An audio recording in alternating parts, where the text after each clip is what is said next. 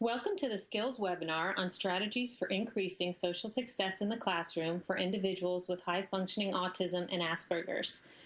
I'm Dr. Kim Lucker-Greene with Behavioral Solutions Consulting Incorporated, and I've been invited to do this skills presentation today. I thank you all for joining me. I just wanted to let you know that time permitting, I will field questions at the end. If we don't have time, then you can go ahead and email any questions that you have to info@skillsglobal.com. In today's webinar, we'll be discussing the following: the challenges of being socially skilled and socially competent. We'll identify some of the important areas of need for social competence and some of the specific skill sets needed for kids to be socially successful in schools as well as community settings.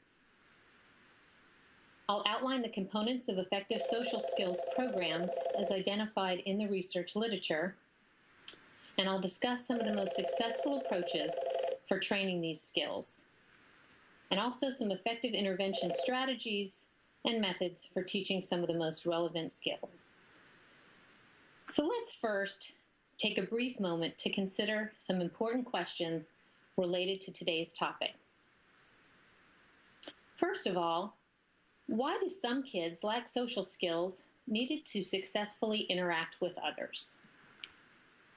And secondly, why do some kids fail to display appropriate social behaviors even after receiving specialized instruction in social skill development? And when you think of an individual you know that lacks social skills, what skills in particular would you like to see him or her display? So let's think about that for a moment. Let's go ahead and talk about what it means to be socially skilled. Socially skilled is the ability to respond to social activities or environments in a manner that produces, maintains, and enhances positive interpersonal effects. This involves the use of specific strategies used to perform a social task, such as concentrating on what a person is saying and remembering the relevant details in order to respond appropriately. We're talking about a composite of skills related to interacting with those around you. These skills will allow one to behave in a manner that can be judged socially competent. So let's talk about social competence. One social competence involves a multitude of desires and abilities that result in what somebody would consider a person being socially skilled. Social competence should be differentiated from adaptive behavior. It can only be understood within the context of both demands of specific situations and expectations of performance within them. It involves an evaluative judgment made by important social agents in an individual's environment. So in the school setting, it would be individuals such as teachers, parents, classmates, coaches, etc. They establish the expectations for social competence and standards for its evaluation. And as we all know, expectations in the school environment can vary widely across different social situations. For example, a one-on-one private conversation has very different expectations than talking to peers at the lunch table. Interactions in the library or classroom setting require very different actions than those out at recess or during PE.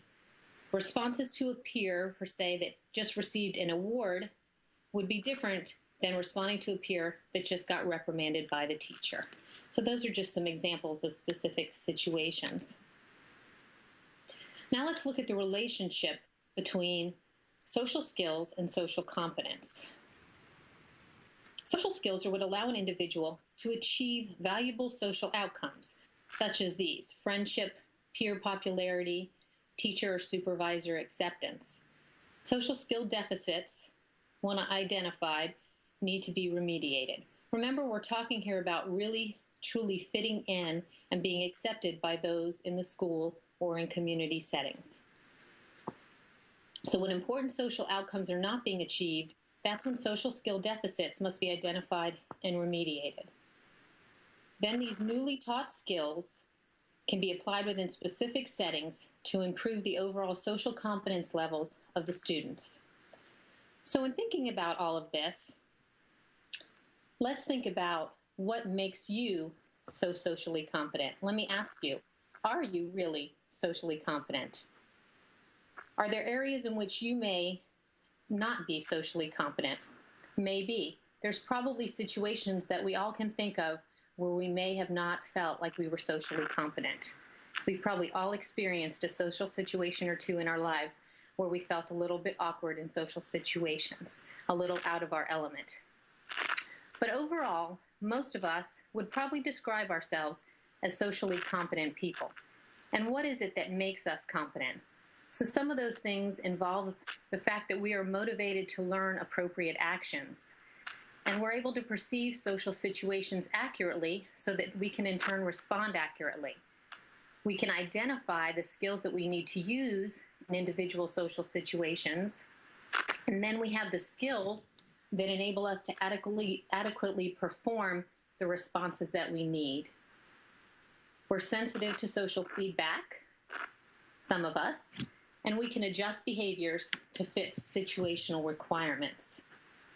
And we're also willing and able to emulate the behaviors of others, and we understand the importance and the need to be able to do so.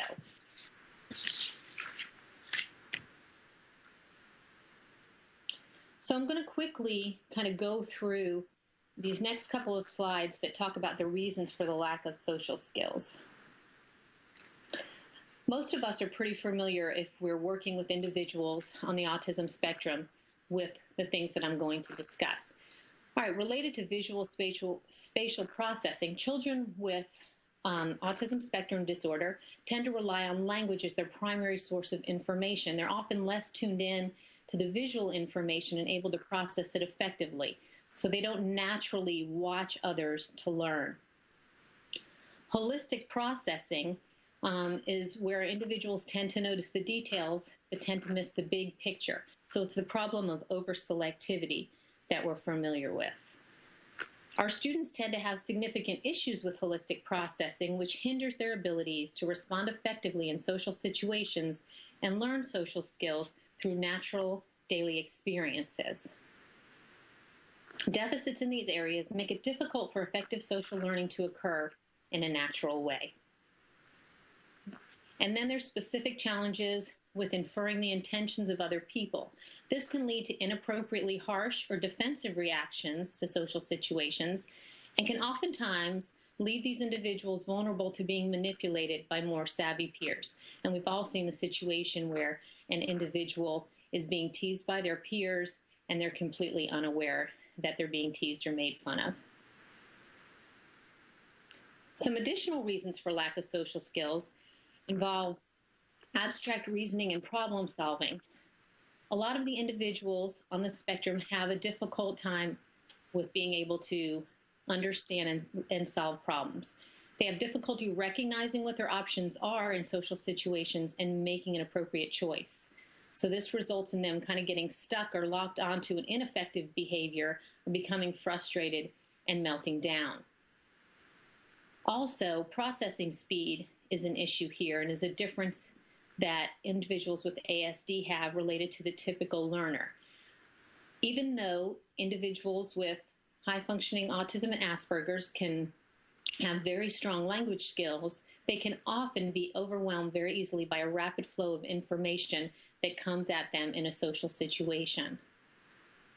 Emotional vulnerability comes into play also in the deficits that we see related to social skills. The world can seem very chaotic and overwhelming oftentimes, and efforts to connect with peers can be awkward, unsuccessful, and even painful. And so we see oftentimes that individuals in this position have difficulty recognizing their own emotional states, being able to control their emotional states, and effectively coping, having the coping skills to help them deal with strong emotions. So these students are aware of being different and not fitting in, oftentimes, and this can lead to depression and other emotional problems if not addressed early. All right, so let's take a look at probably one of my favorite slides here. This slide illustrates the vast number of skills needed to truly succeed in a social world. And as you can see, there are many. And wow, I mean, this is a tremendous number of skills across a wide variety of skill areas and domains.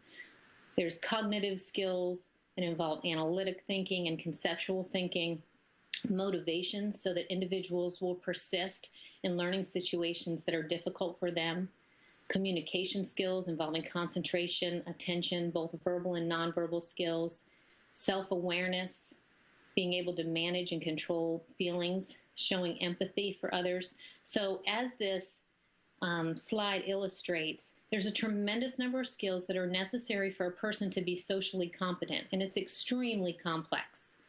So we have to ask ourselves, where do we begin with our kids?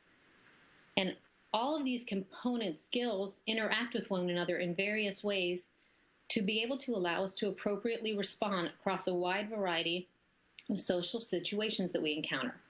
And let's be honest, some of us, in looking at this, are still working on a few of these skills ourselves, right? So imagine having the deficits associated with autism and Asperger's to deal with. This is some tough stuff that we're talking about.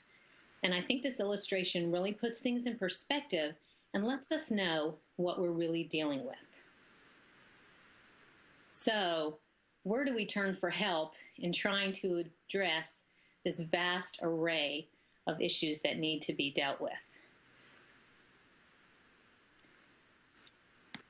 What I'm going to do, just for the purpose of today's webinar, I'm going to focus primarily on a meta-analysis that was done by Bellini and colleagues, in which they looked at 55 single-subject design studies and examined the effectiveness of school-based social skills interventions for children and adolescents with ASD. It should be mentioned that intervention, maintenance, and generalization effects were measured by computing the percentage of non-overlapping data points in the studies. So the results of this analysis suggest that social skills interventions have only been minimally effective for children with ASD.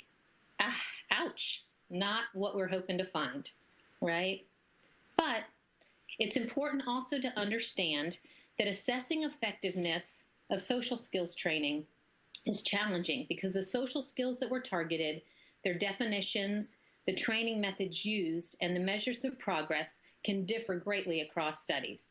So, although we saw only minimal effects from social skills training programs, there was some good information obtained from the analysis. The findings of the meta-analysis identified some specific problems with the interventions that were used to train social skills. Knowing this information can help us design more effective treatments. So let's take a look. So the findings identified some of the following problems. The interventions weren't matched to the children's needs.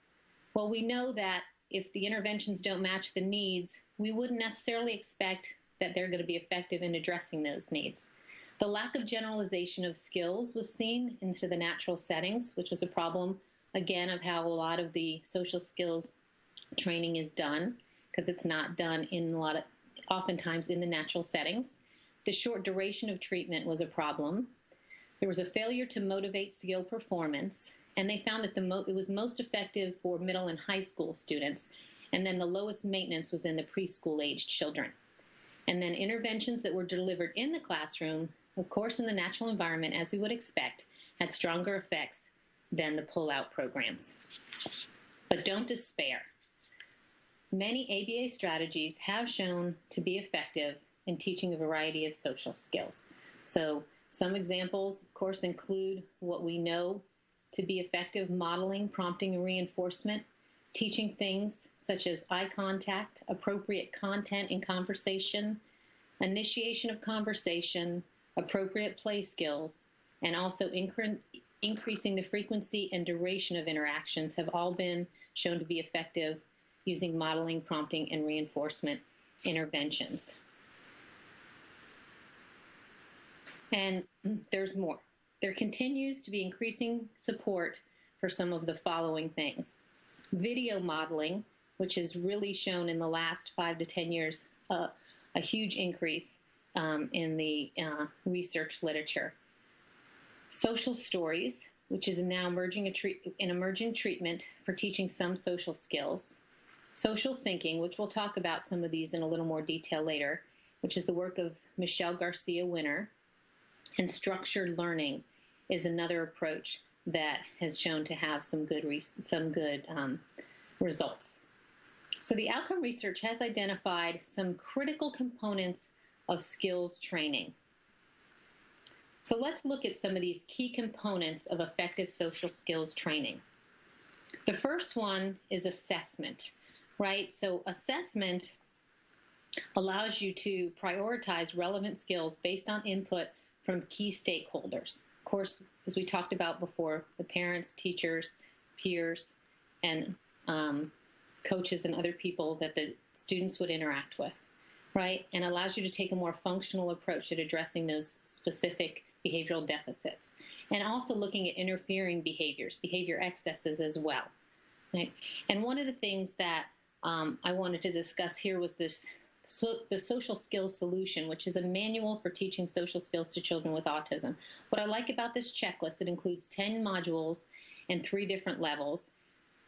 I have a slide here that gives you just a little picture, a little sample of what that looks like. And the checklist is a very nice comprehensive layout of specific skills across relevant areas, such as joint attention, greetings, social play, self-calming, conversations, perspective taking, problem solving, friendships, and things in the home and the community. So it's a very useful tool for choosing and tracking individual social skills goals.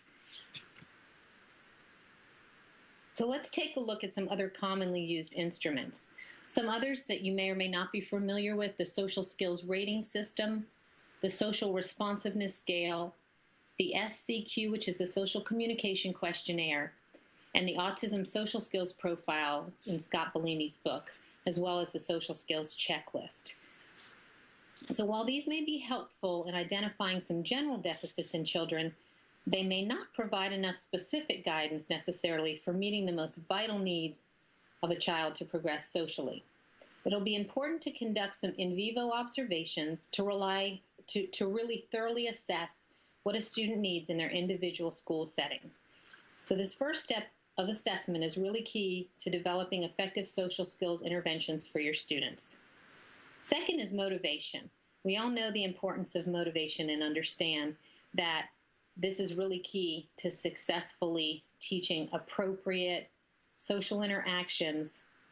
And in the absence of motivation, many of these responses are developed in a rote, unnatural way. And these social interactions will then appear awkward in many cases. What I have here on this slide is just looking at the different intrinsic and extrinsic reward needs of individuals, either with pre-symbolic or good symbolic language. The individuals that we're talking about with high-functioning autism and Asperger's are going to probably have good symbolic language and be able to work for some of the following extrinsic and intrinsic rewards that are displayed on this slide.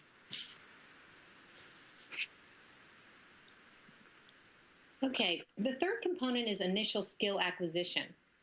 This involves teaching skills using strategies that match the student's language, cognition, and attention abilities. These are students that we're talking about that have stronger language skills and higher intellectual and cognitive abilities. So this is where you would incorporate programs that address executive functioning, such as organizing, executive functioning, and theory of mind skills. Executive functioning would include skills such as organizing, planning, sustaining attention, and inhibiting inappropriate responses. And then theory of mind refers to one's ability to perceive how others think and feel and how they relate to oneself. Both of these issues can impact the behavior of individuals with Asperger's and high-functioning autism when it involves engagement with others. Cognitive behavioral strategies can be very effective for these individuals. These students can learn to reconceptualize social interactions and become better able to more accurately read, quote unquote, the behavior of others.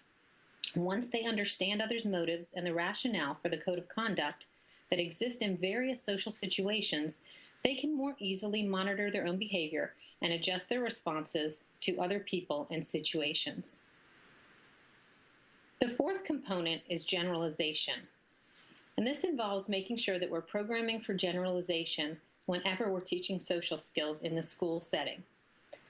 This is where you want to make sure that you're taking the teaching across many different real-world school settings and with a variety of different peers, remembering that the social norms and expectations will be different across these various environments, and you need to prepare your students for all of these environments and help them identify the differences and the salient cues to respond to in these individual environments.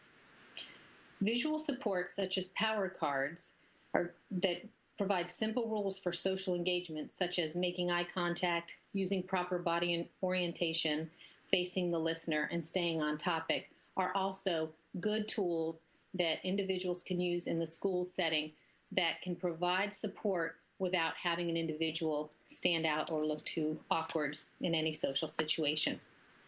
Parent involvement, of course, is important. You want to make sure that the parents always know what skills you are teaching so they can expose their children to the opportunities to practice these and train parents how to prompt and reinforce their children for these appropriate responses. Peer sensitivity training is the final component. Training of typical peers should be a part of any social skills intervention in the school setting, helping peers understand the differences of individuals with Asperger's so that they can be comfortable interacting and persisting to get an individual to respond in social situations. You may select, in dealing with training peers, you may select some specific peer buddies, but it would be more effective if all classroom peers are involved in the training for the ASD student. That's not always possible in a lot of school settings, and sometimes it may be most beneficial to just start with a few select peers that seem to maybe have compassion or have bonded with the individual with Asperger's or high-functioning autism. So now you're asking yourself, okay, how do I help my ASD student succeed at school? Let's take a look at 5 specific areas that need to be addressed. And these involve communication skills, social interaction, sensory needs, behavioral issues, and academic skills. So related to communication skills, the problems that you're going to see might look like some of the following. An individual student might have difficulty asking for help or understanding a task. They may seem easily confused by complex directions. Talking at the same time as others may be another issue. Making statements that seem out of the blue, off topic, or just odd. Saying things that seem disrespectful, inappropriate, or argumentative, and taking statements very literally and responding inappropriately. So these are some of the social behaviors that you may see related to communication deficits of the individuals that we're talking about. So what can you do to address these? Breaking complex skills down into smaller pieces and repeating instructions, being careful about rephrasing, because remember, students have processing issues. So make sure you're careful about that. Of course, saying things in a very clear, precise, stated manner. Explaining sarcasm, metaphors, and idioms and words with double meanings. Helping the student find a phrase or signal for when he or she does not understand directions. So they just have a covert way of letting the teacher know that they need a little more support. And teaching ways to express their thoughts without offending others. So those are just some ways to address the common communication deficits that you see related to social engagement. All right, related to social interaction specifically, you may see some of the following: an inability to read facial cues or body language, unable to pick up on verbal and nonverbal social cues, difficulty making small talk or conversation and staying on topic. They may have trouble understanding emotions of themselves and others and misread social stimuli, and that often results in overreacting to situations. And also wanting to talk about the same topic repeatedly. I know that's one of the things that I think makes it very challenging for individuals to engage with others because they're so hyper-focused oftentimes on their limited interests. So some things you can do to address the social interaction deficits are protecting the student, of course, from being bullied or teased by their peers, Finding a peer mentor or a peer buddy that you can pair them up with in the classroom and around campus.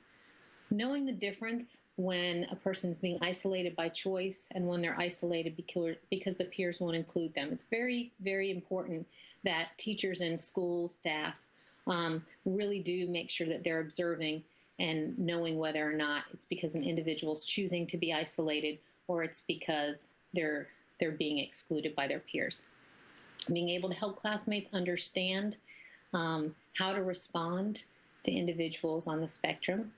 Helping them understand the use of humor is also something that's very important. Training self-preservation and conflict resolution skills and training them to look to peers to learn how to act. Being able to understand, like we had talked about in a previous slide, is that it's not common for them to look to others to know how to act and how to respond. And so we have to teach them to be able to know that if I want to get information about how I should behave in a certain social situation, I can look to my peers and learn from them. That's called observational learning. And that's something that has to be taught to these individuals. All right, when it comes to sensory needs, we may see some of the following. Of course, increased sensitivity to different stimuli. Right, sensitivities can make an individual more anxious or stressed, which again can lead to overreacting to various stimuli.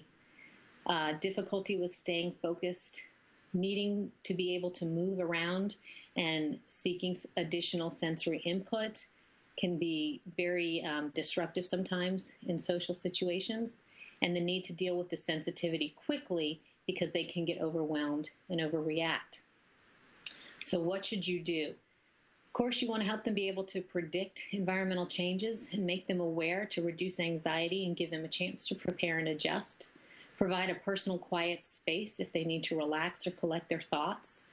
Allowing the student to have a self-calming item can also be very helpful in those situations.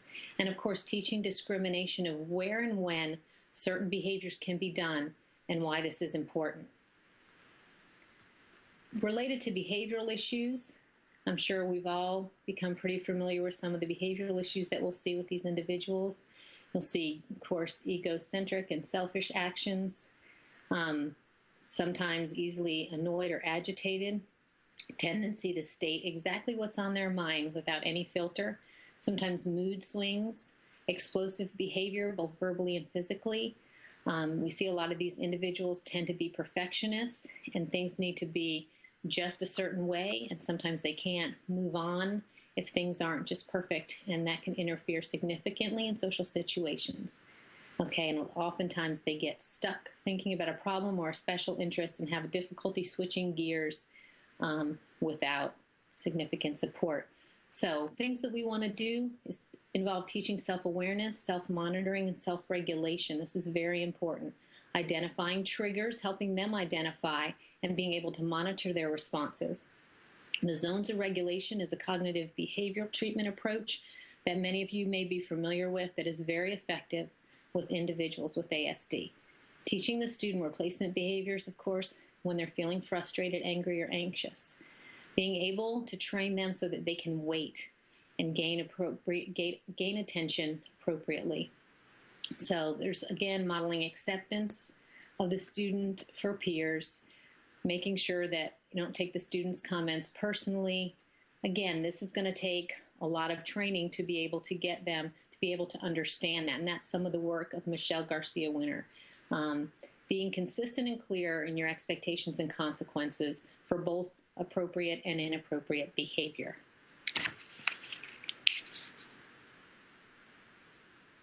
All right, academic skills.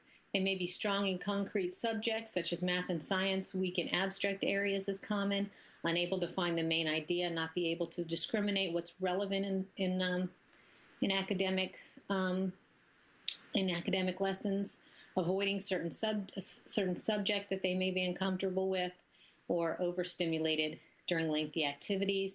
Some of the things you can do, of course, be calm, matter of fact, and predictable, giving materials and directions orally as well as visually, providing additional intensive instruction and using concrete examples during your teaching. You always want to use predictable classroom routines, rules, and expectations, and also setting up opportunities for them to learn how to deal with things that change. So while you want to have predictable classroom routines, you don't want it to always be predictable. You also want to train that things can be variable as well. Providing frequent and positive feedback, and if necessary, breaking skills down so that an individual can learn in smaller chunks so they will not be so overwhelmed. So making the modifications and accommodations that are necessary for things that involve fine motor, also oftentimes necessary for individuals with ASD. All right, so let's look at some of the approaches for teaching these necessary social skills. In social stories, which many of you may be familiar with Carol Gray, the hidden curriculum is also something that is commonly used. You may see that with, and that involves directly teaching the unspoken social rules. So we're going to kind of go through these quickly for the sake of time. Technological interventions, which have become much more common now with the iPad generation. You've got an iPad, iTouch, iSomething, and YouTube videos. So there's a lot of really good software out there, a lot of good applications that allow individuals to be successful in developing social skills in a more contrived setting and then be able to generalize those into more natural environments. So social thinking was developed by Michelle Garcia Winter. And one thing, this is a cognitive behavioral approach that involves not just teaching an individual how to do it, but teaching them the why. So this really involves social thinking vocabulary. So it takes abstract social terms and makes them concrete. And what we're talking about here is getting an individual to be able to think about socializing. So they don't just have a rote set of skills, but that they understand and can think about what's happening across a wide variety of different social situations and learn how to respond appropriately in those different situations. Not just because they've learned some rote response, but they've learned how to think socially to be able to respond more effectively.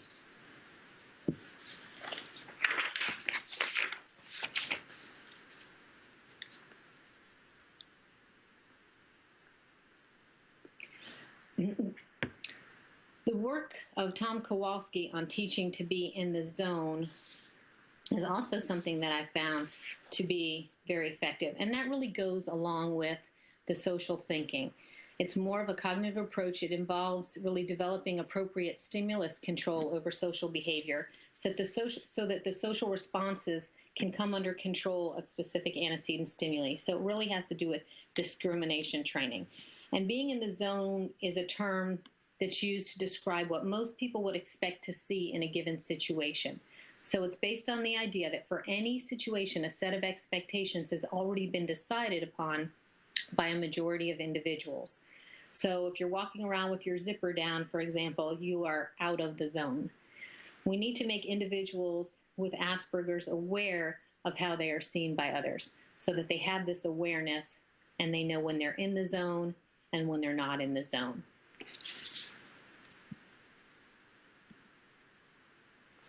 Some specific interventions for teaching the necessary social skills that we've been talking about might involve facilitated social group opportunities. So these can be done in the school, facilitated by teachers, paraprofessionals, or other school support staff. The social lunch bunch or social lunch club is a nice way to allow an individual on the spectrum that needs support in developing social skills to be able to do so in a smaller and a less structured environment where they can develop these skills where it's a little less intimidating and may create a little less anxiety for them. It's usually provided with training on how to set up the interactions and prompt responses in a natural way. When you set up these kinds of lunch groups, you might want to be prepared to set up reinforcement systems, not just for the individual that's receiving the training, but also for the peers.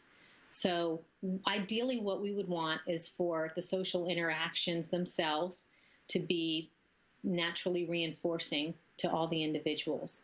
But depending on the situation, you may initially need to use some contrived reinforcers in these situations. Summer camp programs for typical kids that allow therapists to come in and train their camp staff, or be able to allow therapists to come and do some shadowing or monitoring of the ASD student, can also be very useful in providing opportunities for social skill development.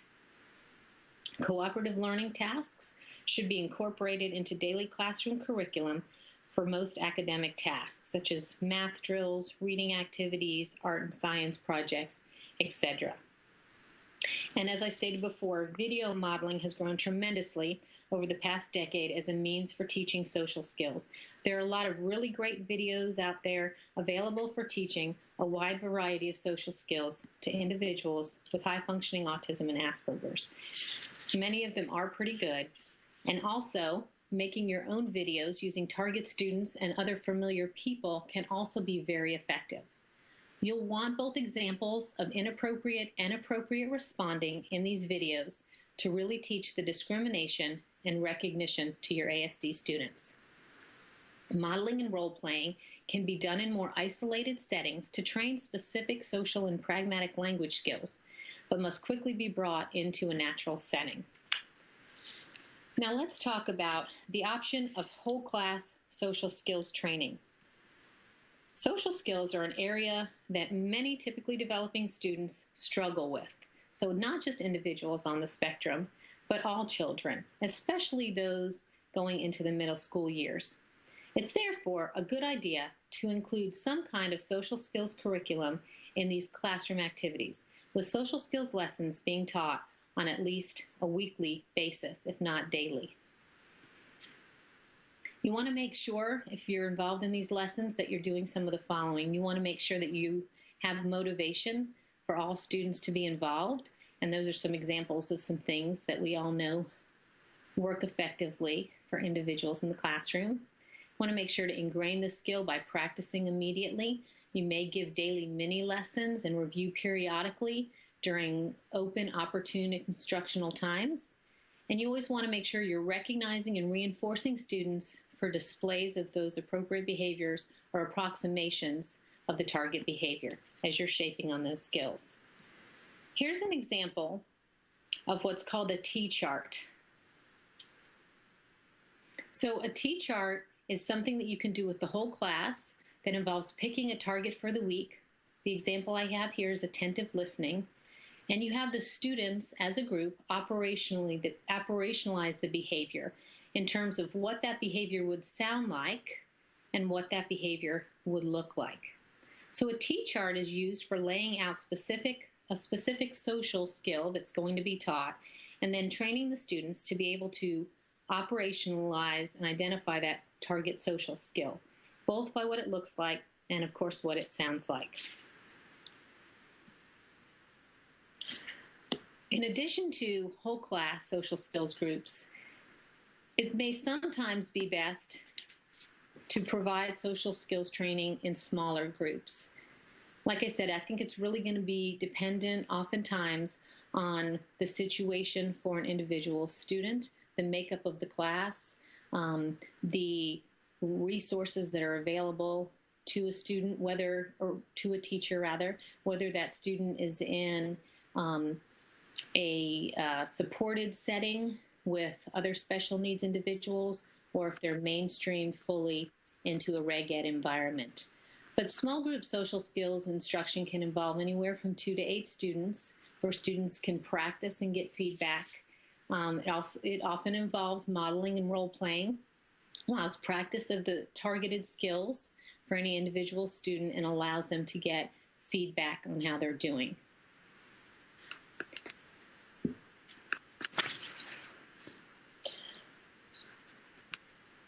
When you're setting up social skills groups, you may try to involve all the peers within a larger classroom by rotating the peers who participate in the group, or you may want to choose only certain peers that seem to show a greater interest in developing a relationship or greater compassion for others and are good models of the skills that you wish to teach. These peers can also be used successfully as peer mentors during classroom activities. The lunch groups work well in school environments and can be set up rather easily by teachers. In these groups, a lot of times we'll use topic cards that can be effective in generating discussions of interest and should always, of course, include known topics of interest for the individual with ASD to increase their motivation to engage in these social activities. This also allows for teaching of topic transitions and learning to watch and respond to nonverbal clues that others are not yet interested in your topic. You may also need to provide primary or condition reinforcers, as we talked about before, such as tokens or points to students initially to increase their motivation to engage at high levels of interaction necessary for developing new skills in these small group settings. So here's just some skills that are taught commonly in these groups. So related to perspective taking and conversation skills, building friendships, being able to solve problems, developing social competence, recognizing and controlling emotions, and being able to share experiences. And then there's some specific interaction skills that I've included within those component classifications of skills.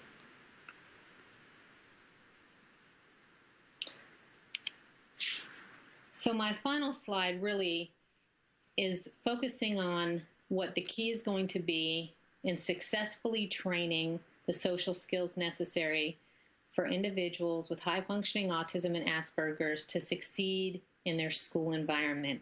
And it basically is going to come down to intensity. With all of the different approaches and strategies that have been discussed, none of them are going to be effective without training being done at a proper intensity.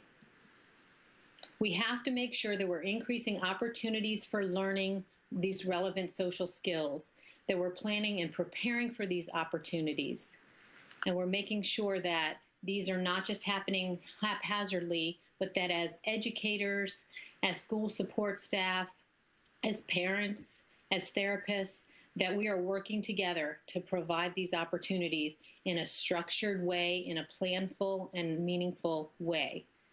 And this needs to be done across all settings and in all school environments. It should involve all school personnel that can be trained on how to capture these social opportunities with our ASD kids. It's really important that we involve everybody from the top administrator on down to every peer in the student's classroom when we're trying to really develop this kind of socially successful environment for our individuals. And all students should be provided with training. It's very important that even if you're not necessarily in a class with an individual on the spectrum, if you're in a school where you may be coming in contact with these individuals, you should have some knowledge of what their needs would be. And make sure that there's lots of reinforcement that exists, natural reinforcement that exists in our schools for supporting the development of these important social skills. And we want to make sure that the culture is being created from the top. The children that I've worked with that have been most successful have really been in educational environments where everybody from the top administrator on down to all the educators in the school environment were involved in supporting the social learning of the individuals with special needs in this school setting. So creating that culture from the top down is really, really important. I've included a slide here for the published social skills curriculum. This is just a few of the things that I pulled out that I thought would be useful and helpful information for you all in being able to guide you to further develop these programs to support the students that you're working with. So hopefully you can take some time to take a look at this and familiarize yourself. And I think that is all I have for now.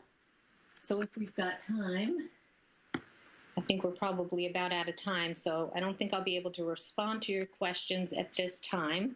So if you want to go ahead and just email those to info@skillsglobal.com, I'd be more than happy to respond to those. Thank you so much for your participation and attendance of this webinar. Thank you.